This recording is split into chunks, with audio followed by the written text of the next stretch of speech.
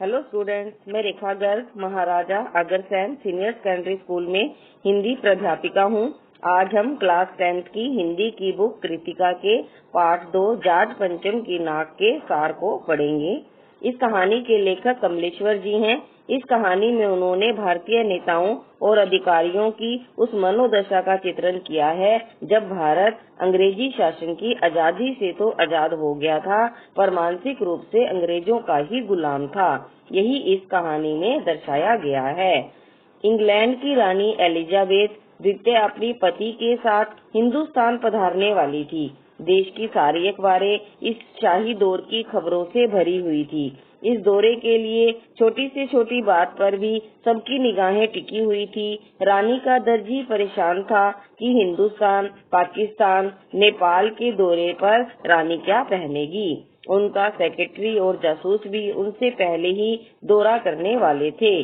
फोटोग्राफों की फौज तैयार हो रही थी।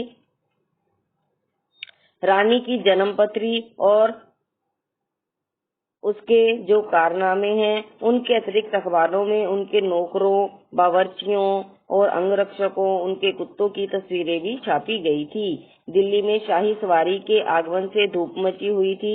वहाँ की सदा धूल मिट्टी से भरी रहने वाली सड़कें हैं, वो भी साफ हो गई। इमारतों को भी सजाया गया, संवारा गया।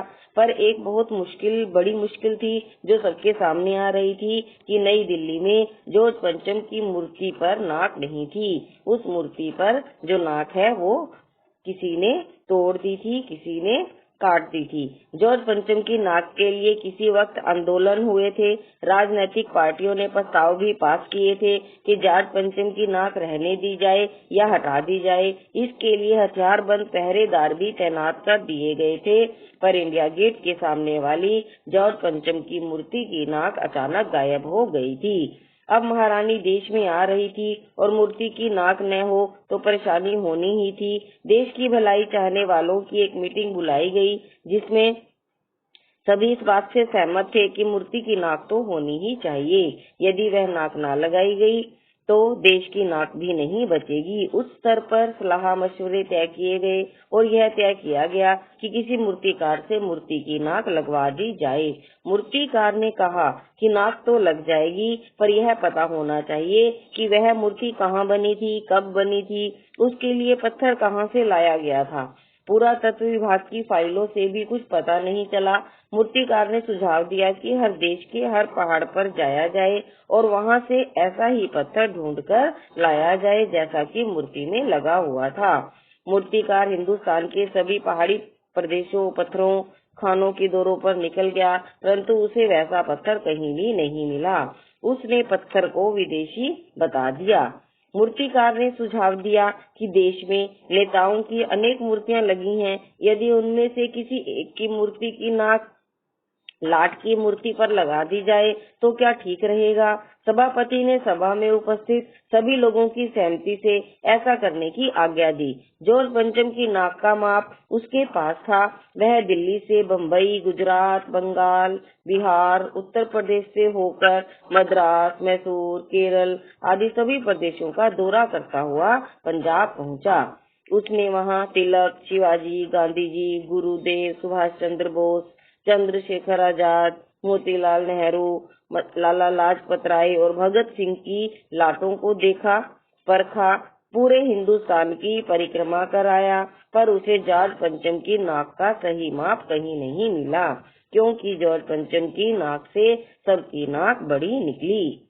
मूर्तिकार ने अपनी नई योजना को पेश करते हुए कहा कि देश की 40 करोड़ जनता में से किसी भी जिंदा नाक को काटकर मूर्ति पर लगा देनी चाहिए।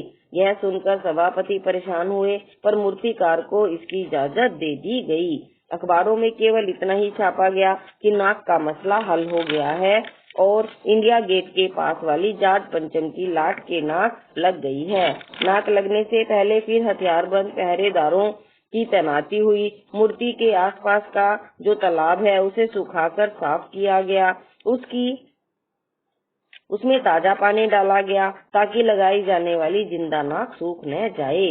कुछ थोड़े दिन के बाद अखबारों में छप गया कि जॉर्ज पंचम की जिंदा नाक लगाई गई है, जो बिल्कुल पत्थर की नहीं लगती। उस दिन अखबारों में किसी प्रकार की सार्वजनिक सभा की खबर नहीं छपी, किसी का ताजा चित्र नहीं छपा, सभी अखबार थे वो सब खाली थे। इस पाठ में बताया गया है कि जॉर्ज पंचम की नाक किसी कारणवश हट गई और उसकी जगह जिंदा नाक को लगाया गया, जो कि बहुत ही अपमानित बात है। लेकिन हमारे देश के लिए, सम्मान के लिए, हमारे देश के हित के लिए देश के नेताओं और अधिकारियों ने ऐसा कदम उठाया था, परंतु ऐसा घटिया काम करके भारतीय नेताओं ने भारत की नाक कटा दी थी। आपको कहानी का सार बताया गया है। इसके बाद अभ्यास के क्वेश्चन भी आपको रिटर्न में दिए गए हैं, जो आपने याद करके कॉपी में लिखने हैं।